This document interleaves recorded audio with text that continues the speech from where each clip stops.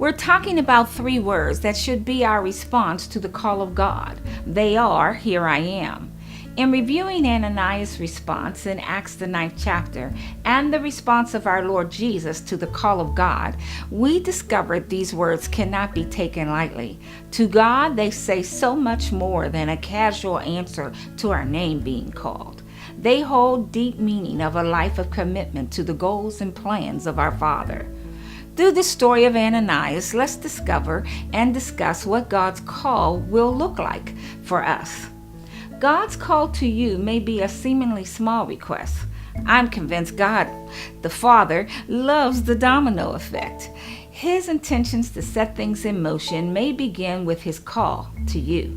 When Ananias obeyed God's instructions, he played a large part in launching the ministry of Saul, who became Paul the Apostle, and the author of most of the books we now know as the New Testament. We should keep this fact in mind when we're considering what God has asked us to do. We don't know the future or the impact of our obedience has on getting God's plan to come to pass in the lives of others and ultimately to the world. God's call to you may take you out of your comfort zone. Ananias wasn't completely comfortable with what God was asking him to do.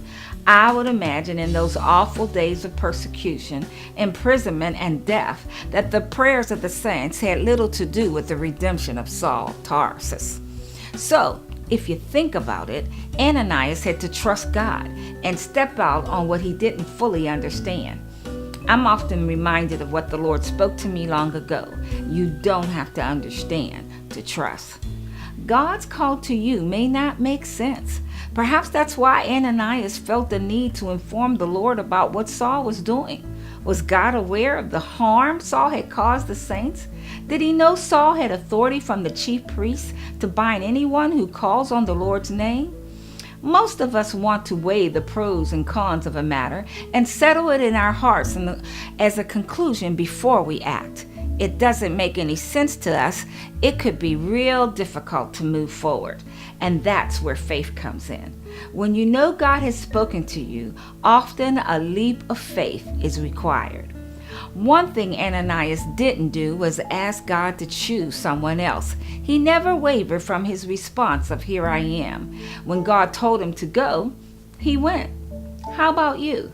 You might not know the assignment when God calls you, or you may know exactly what he's asking you to do.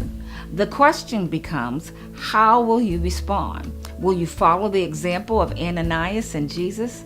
Maybe you face this situation and would like to share what happened. Leave a message in the comment section. When God calls, it's important we have ears to hear him.